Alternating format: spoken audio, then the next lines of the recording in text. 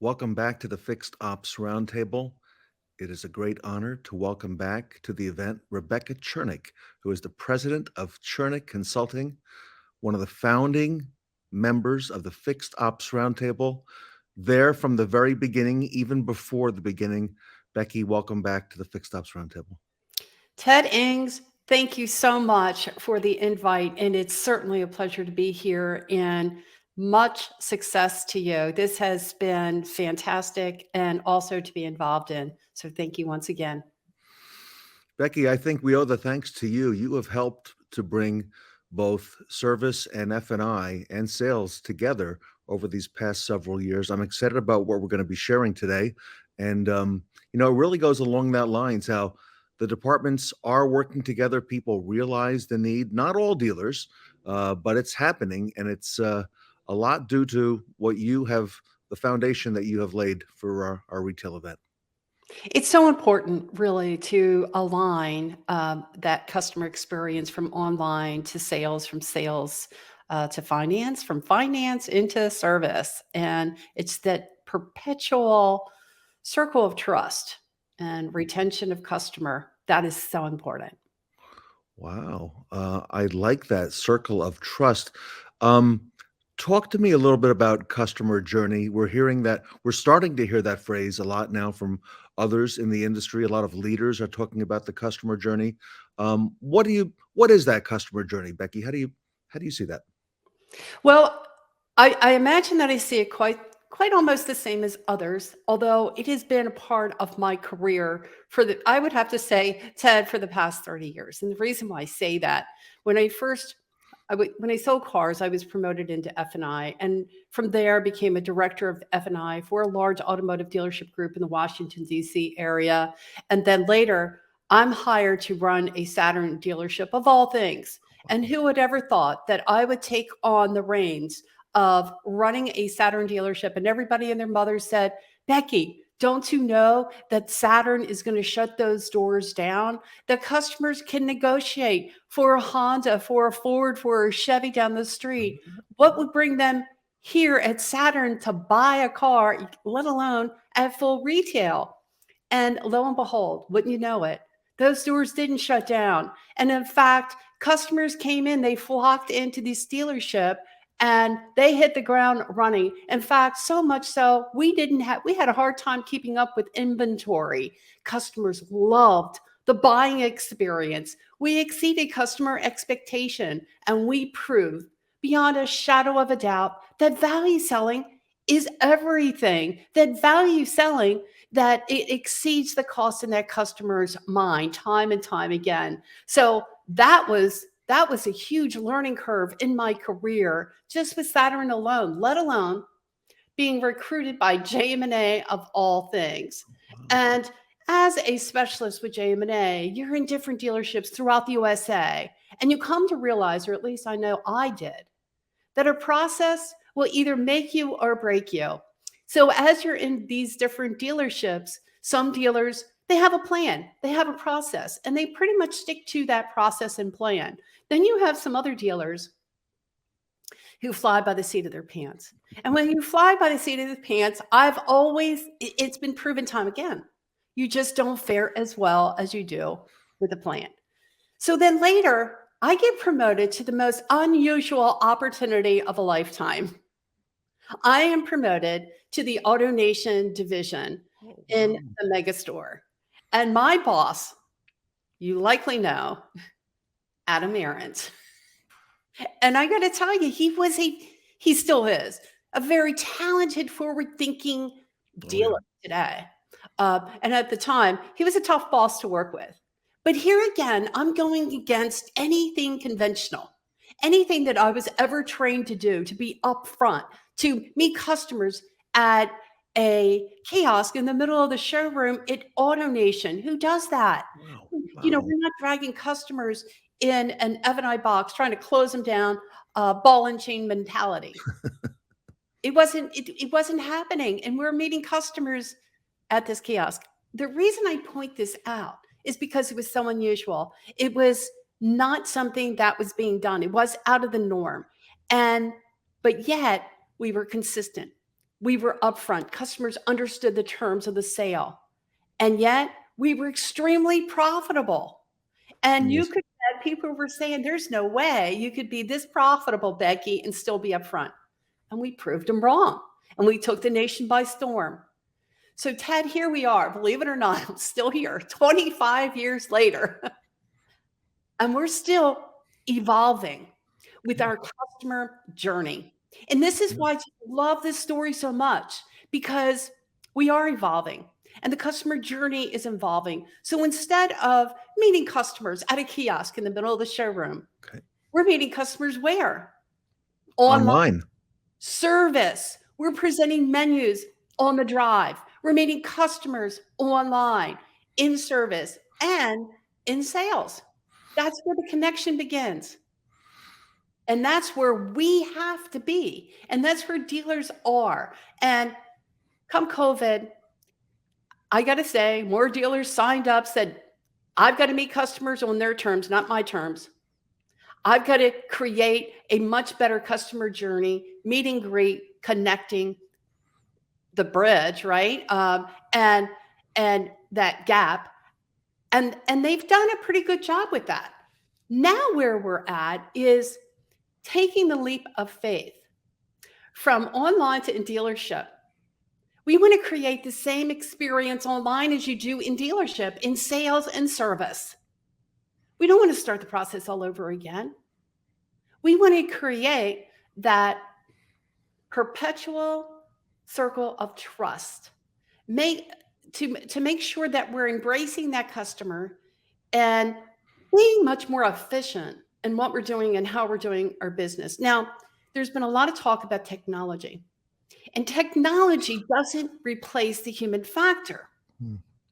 And time in my workshops, I've often mentioned technology is here to enhance the overall experience. It's to give the customer or the feeling that they're in control of the buying process. Yet, all along, we know who's in control of this process. And this is where this customer journey is so important, because we're exceeding customer expectation. And when we exceed customer expectation, going back from the time that I was in Saturn, going from the time that I met that customer at a kiosk in the middle of the showroom, from online to in dealership right now, to connect the disconnect, to be able to meet and greet customers based on their terms, to give them the power, if you will, to toggle, to have ability to self-desk through these terms and options based on their needs and their wants. And this is a consistent presentation, but Mhm. yet it's evolving. It's not this static e-pencil, or not that necessarily that e-presentation, if you will, and service. It's evolving as the customer processes through their wants and their needs. And that's what makes it so unique. Because And there is Becky, you're reminding us that what a great reminder that you are retail. Okay, you've done it. You've not only been in the dealership, you've implemented some very unique and innovative things. You mentioned the kiosk, right? Think back to that, right? When Adam and yourself, the Auto Nation, and you using that early on in the process, and now here we are today, and you're innovating again, and it's that customer journey, if you will, and bringing the disconnected together with sales and with service, and it's all one. And you're right, the journey does start online, and it's a lot of transparent. Can you believe it? We're transparent now throughout the dealership, not just in sales and F&I, but we're in service, and we can still be profitable, like you said. I think what happens is when we reduce the friction of buying, Mm, whether it be a service or whether it be a product, and you're giving the customer the choice to make these mm, options and selections on their own pace, at their own free will, they buy more than what you'd ever imagine that they'd buy. You just got to let go of the reins and let them have at it. yeah. Now, we're always here to guide, to assist. We're not letting go of being able to provide customers with ideas and solutions and strategies. And most of the times our deals are desked simultaneously with the sales manager. And so if there's any sort of out of the norm terms that would likely be available that maybe perhaps we didn't know that would be likely available, the sales manager is able to get involved. The service director still be able to get involved. They still have the ability to simultaneously desk as the customer desks. That Mhm. technology is so cool today.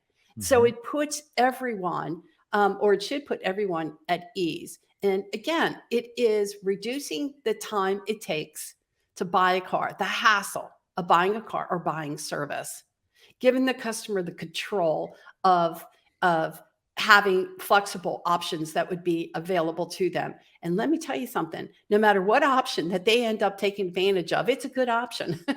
So Mhm. Mhm. let's go there first. Let's go there first. Let that, just like it was when we first implemented menu selling. And I had to take a breath when I said, based on these options, which one's best for you?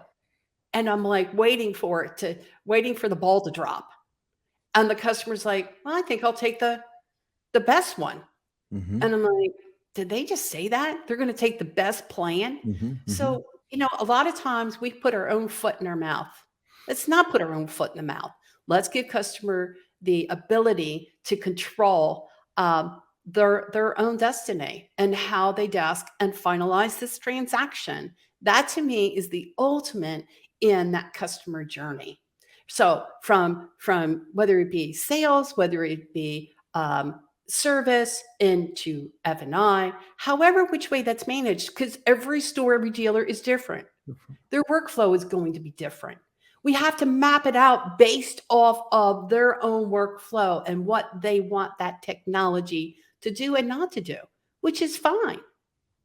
And then, come to find out when we map out or when a dealer maps out their process, they actually end up finding out that there's some inefficiencies in that process What do you that think? that ultimately Mm. increase time it takes to go ahead and Mhm. put those deals together, whether again in service or in sales. It's pretty amazing when that happens. And so when we can cut through the time it takes, again, I got to go back to menu selling because the whole idea was cutting down the time it took to close the customer, Yeah. taking away the ball and chain mentality out of that F&I office, the hour to 2 hour closes. Right. Yeah. We don't have that anymore. So yeah, I think that this couldn't be more exciting times.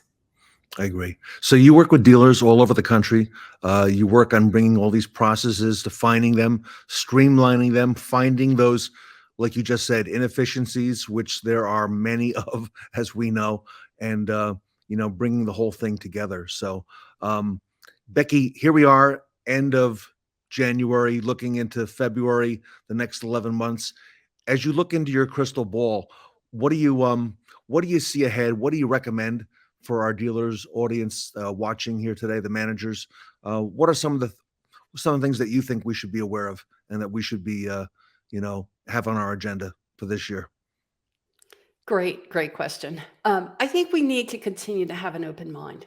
Yeah. And then we have to take a look Yeah. at these processes and this technology and workflow and how it develops and what that actually means for your stores. Because each, like I say, each technology provider offers something different, and it's got to be based off of your culture and also your workflow and what you want to manage and how you manage your business. But It's interesting. ultimately, all can be customized. It's interesting. Doug Ero at Longo Toyota said almost the same thing. We got to have an open mind, right? Because with all that's happened, and Becky, in the last 2-3 years, who would expect any of this? We got to have an open mind because in some ways it's hard to plan long term ahead, right? For dealers with inventory shortages and parts, and who knows what the inventory is going to look like, and the used car fluctuations and the value and all that happening. So I agree, open mind. We Um, have to. yeah, Absolutely. And you're right. I mean, we've got to put our best foot forward and be consistent. And when we put our best foot forward and we're consistent in our everyday processes, guaranteed you can't go wrong. And you'll be more profitable than you ever thought or imagined that you could be. So if our audience, if our dealers, managers want to get involved in mapping out that customer journey, finding those inefficiencies, bringing these departments together, um, Becky, I think that's something you can help them with in a big way. How do they reach out to you? How do they get involved with Rebecca Chernek? Well, of course, feel free to call me at 866-894-1899. Ask for Becky or email me at Becky, Becky, at Chernek, Chernek, at chernekconsulting.com. Becky, I want to thank you for all you do for our industry and a lot of the fun that you bring to our events too. Okay. And, what a great, not only attitude that you've got, but, great credentials and having been there and being there in the real world. So congratulations to you on all the success and, to a great 2023 ahead. Hey, and it is again a pleasure to be here with you on that Fixed Ops roundtable. I'm so happy for your success. And I always knew I'm like, this Ted Hanks, he's going someplace. I need to follow this man. And I'm so glad I did. So glad I did. Everyone, you can get involved with Rebecca Chernek, the president of Chernek Consulting. You can visit her online, chernekconsulting.com. Phone number is scrolling across the bottom. Becky, on behalf of the Fixed Ops community, thank you so much today. Thank you, Ted. Appreciate it.